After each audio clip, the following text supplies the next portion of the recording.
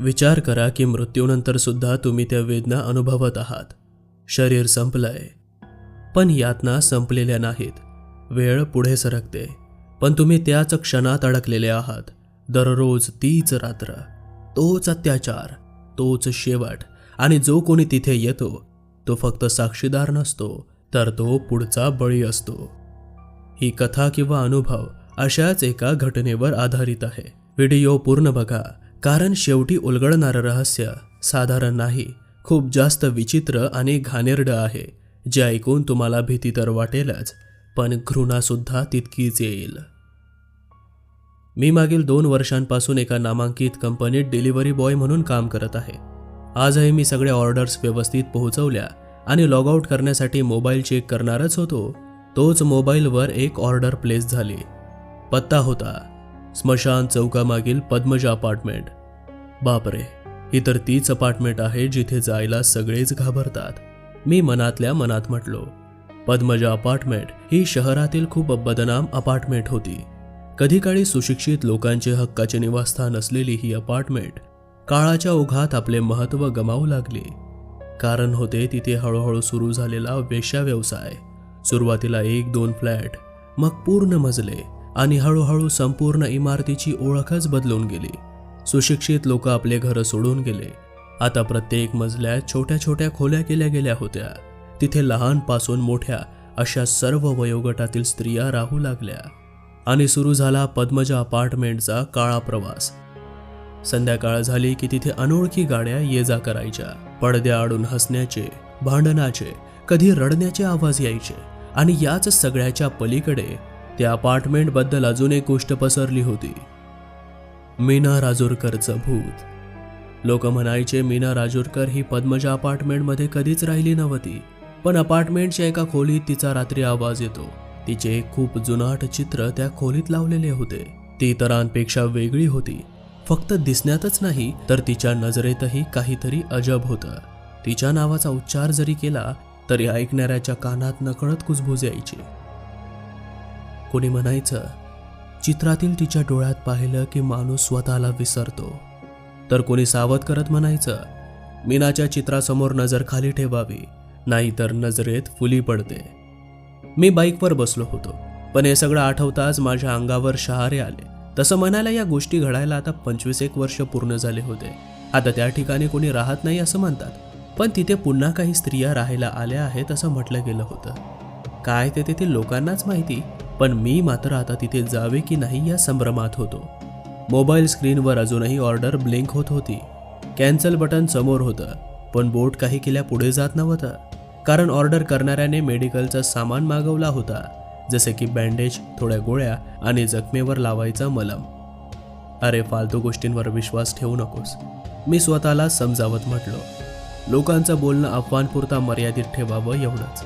आणि मनात एक पुरुषी विचारही होताच की जर तिथे कोणी स्त्रिया भेटल्याच तर.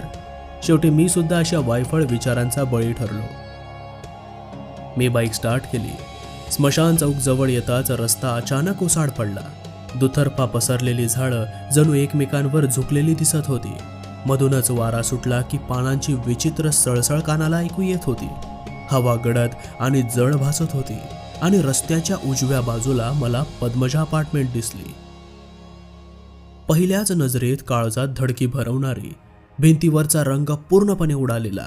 ठिकठिकाणी काळे डाग दिसत होते. काही खिडक्यात अजूनही फाटके पडदे लटकलेले होते. वाऱ्याबरोबर हलताना ते एखाद्या माणसाच्या सावलीसारखे वाटत होते. कधी काळी ह्याच पडद्यांमागे काय काय चालत असेल, माझ्या मनात विचार तरळला. पुरुषी मन असंच असतं का? म्हणजे मला त्या भयानक वातावरणात देखील प्रणयाच्या गोष्टी सुचाव्यात. मी स्वतःशीच हसलो. पद्मजा अपार्टमेंटचं मुख्य गेट अर्धवट उघडं होतं. गेट जवळची नेमप्लेट गंजून गेली होती. पद्मजा अपार्टमेंट हे नाव ओळखू येत होतं, पण अक्षरं जणू ओरबडल्यासारखी दिसत होती. असो, मी डिलिव्हरी द्यायला आता अपार्टमेंटच्या मेन गेटपाशी पोहोचलो आणि बायरला एक मेसेज केला. I am arrived. माझा मेसेज सीन झाला असावा, कारण चॅटबॉक्सवर समोरची व्यक्ती टाईप करते आहे असं दिसून आलं. आणि पुढल्या क्षणी मला मेसेजचा रिप्लाय आला. येऊ शकत नाही, कृपया दारापर्यंत येता का? या ज्या कोणी नवीन पोरी इथे व्यवसायाला आल्या होत्या त्यांचे एवढे नखरे बघून मी जरा हैराण झालो. दुसऱ्या मजल्यावरील फ्लॅट नंबर 203.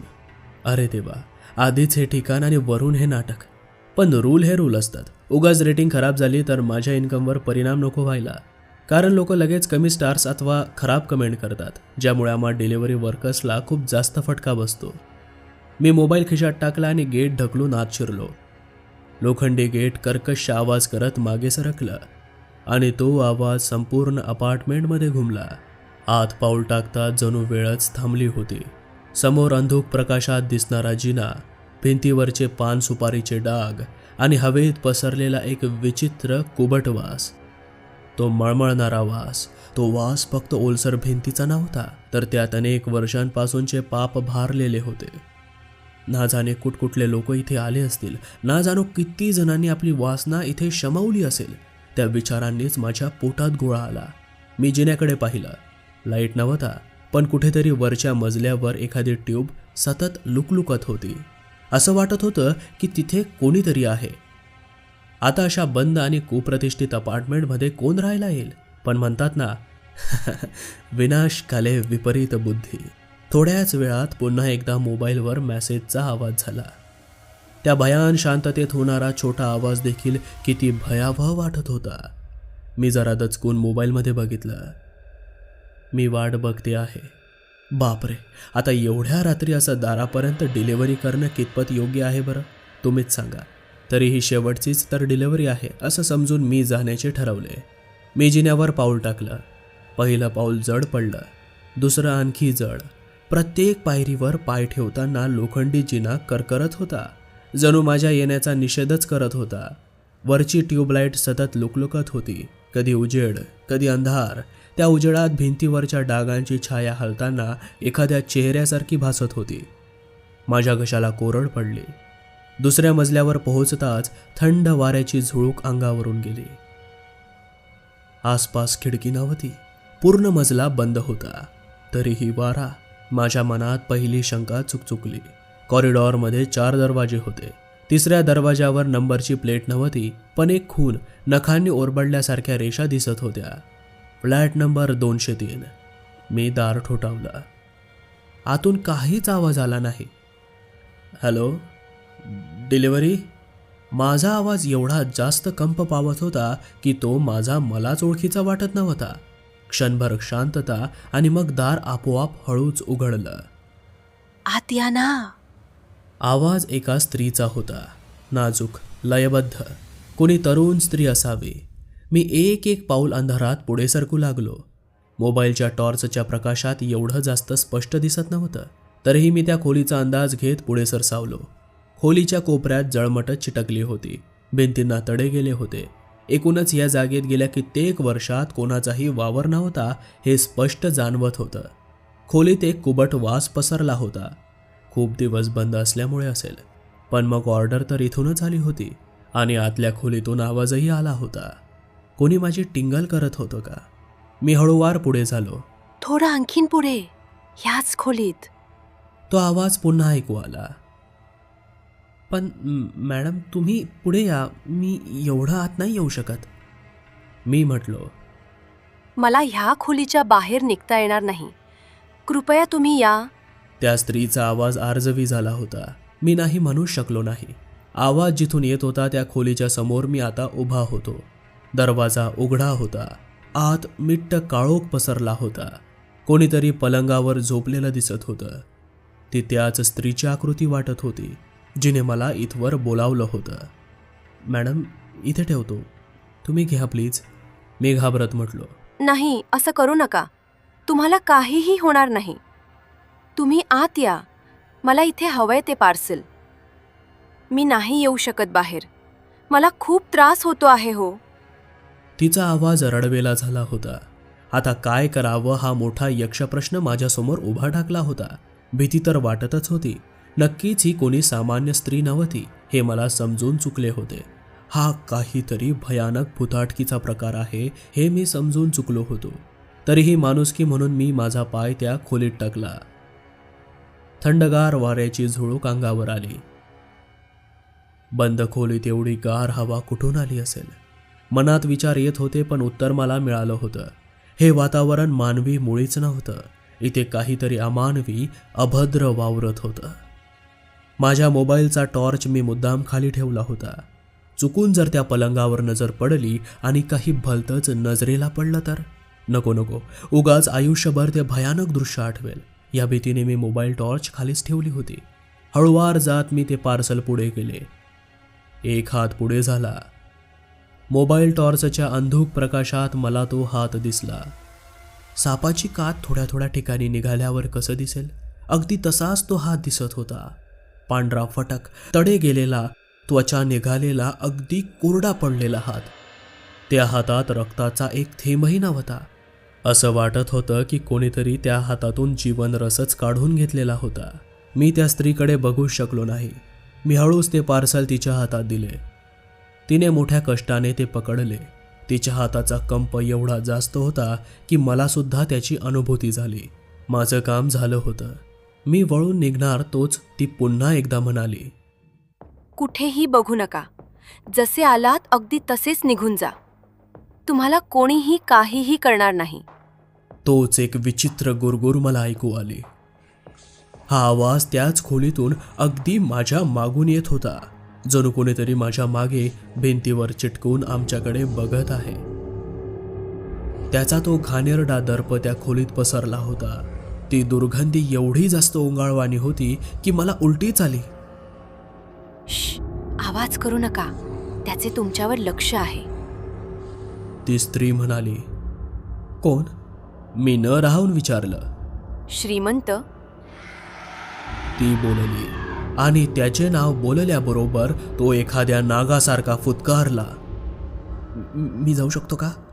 मी पुन्हा एकदा प्रतिप्रश्न केला. हो, पण जसे आले तसेच जा. कोणत्याही आवाजाकडे लक्ष देऊ नका. हे तुमच्यासाठी नाहीये. ती पुन्हा एकदा म्हटली. एक विचारू का? मी न राहून पुन्हा एकदा प्रश्न केला. तिने होकार दर्शवला. काय झालंय तुम्हाला? आणि हे श्रीमंत कोण? त्याचे नाव ऐकून तो पुन्हा चिडला होता का? कृपया त्याचे नाव घेऊ नका. त्याला डिवचू नका. ती पुढे बोलू लागली. मी मीना राजूरकर. अर्थात जिवंत नाही, मृत आहे. हे जे तुम्ही बघताय ह्याला तुम्ही वेळेची पुनरावृत्ती म्हणा, अथवा काहीतरी भयानक वेळेची चूक इथे झालीये. पण असो, मला उपचार हवे आहेत म्हणून मी तुम्हाला बोलवलं. अहो, पण तुमच्याकडे मोबाईल तो कसा? आता नको. तुम्ही इथून निघा. वेळ झालीये. रणजित नाव आहे अकाउंटवर. त्याची माहिती काढा. तुम्हाला सगळं समजेल. आता निघा लवकर. तिचा आवाज शेवटी अक्षरशः ओरडण्यात बदलला होता आणि त्याच क्षणी माझ्या अगदी कानाजवळ कोणीतरी श्वास सोडल्यासारखा आवाज झाला. माझ्या अंगावर काटा उभा राहिला.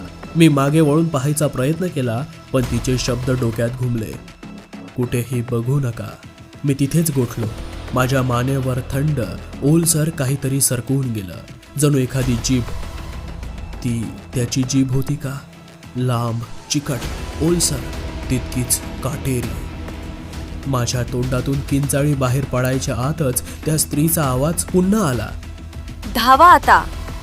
मी विचारही केला नाही, कुठेही बघितले नाही. सरळ मागे वळलो आणि दाराच्या दिशेने धावत सुटलो.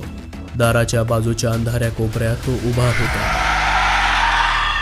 श्रीमंत. त्याची फक्त एक झलक मला दिसली. बापरे, त्यावेळी माझ्या अंगावर उभा राहिलेला काटा आजही आठवला की भीतीने माझी दातखिळी बसते. त्याने पांढरा सदरा घातला होता. डोक्यात लाल पगडी होती. पेशवेकालीन पेहराव वाटत होता.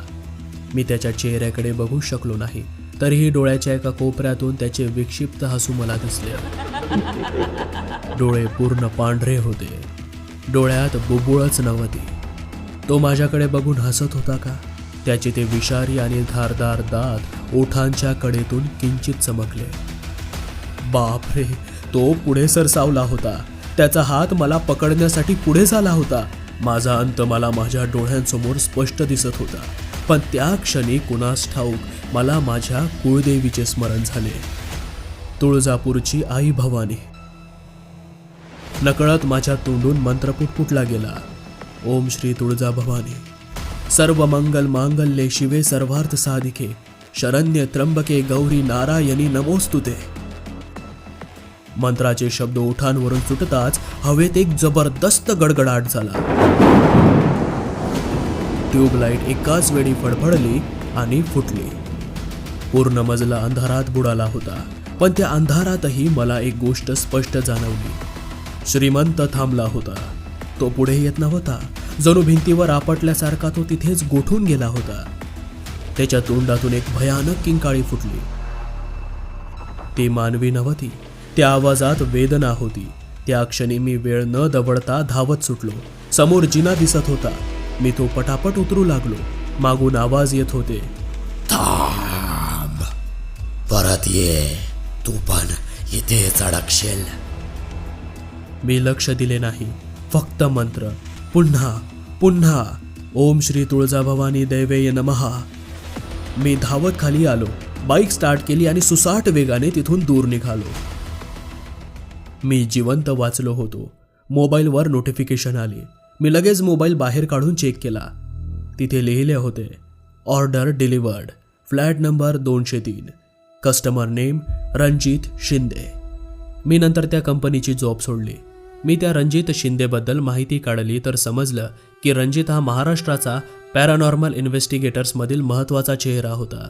काही वर्षांपूर्वी त्याने सुसाईड करून जीवनाचा अंत केला होता. सुसाईडची जागा होती पद्मजा अपार्टमेंट. हो, तीच अपार्टमेंट जिथे मी डिलिव्हरी देऊन आलो होतो. मीना राजूरकर ही 1830 मध्ये जन्मलेली अभागी स्त्री होती, जिला त्या काळामधील एका मराठी श्रीमंत व्यापाराने विकत आणले होते. आता जिथे पद्मजा अपार्टमेंट आहे त्या ठिकाणी पूर्वी त्याचा वाडा होता आणि त्याने तिला तिथे कोंडले होते. असं म्हणतात श्रीमंत खूप जास्त वासनांध होता. मीनाच्या वेदनेत त्याची काय फॅन्टसी तो पूर्ण करायचा हे त्यालाच माहीत. अशा विकृत मनाच्या व्यक्ती आजही आपण समाजात बघतो. त्याची मीनावर एवढी जास्त वासना बसली होती की त्याने तिला तडपून तडपून तर मारलेच, पण तिचा तो मृतदेह बघून त्याला काय आनंद व्हायचा काय माहीत. त्या शवासोबतही त्याने खूप विचित्र गोष्टी केल्या. सगळ्याच मला इथे सांगता येणार नाहीत, पण हळूहळू तोही तिथेच खंगून खंगून मेला. तुम्हाला आठवत असेल की मीना राजूरकरने खोलीत म्हटलं होतं की ही वेळेची काहीतरी चूक आहे, म्हणून आम्ही तुला इथे दिसतोय. मला असं वाटतं मित्रांनो की मीना राजूरकर आणि श्रीमंत एका अशा टाइम लूपमध्ये अडकले आहेत की तो क्षण पुन्हा पुन्हा घडतो. असं समजा की मीना राजूरकरची ती वेदना आणि श्रीमंतचा तो स्त्रीलंपट भाव इतका जास्त प्रखर होता की काळाचं गणित कुठेतरी चुकलं आणि हे भयचक्र घडून येत आहे. कितीदा मला माहीत नाही. नशीब बलवत्तर म्हणून कुळदेवीच्या कृपेने ह्यातून ती व्यक्ती जिवंत बाहेर पडली. मित्रांनो, कशी वाटली कथा? आशा करतो की तुम्हाला आवडली असेल. कमेंट करून नक्की कळवा आणि व्हिडिओ बघून फक्त पुढे जाऊ नका. अशा भीतीदायक गोष्टी ऐकण्यासाठी अघोरी भयकथा या आपल्या यूट्यूब चॅनलला नक्की सबस्क्राईब करा. तुमचा सपोर्ट लाख मोलाचा आहे. भेटूया पुढील कथेत.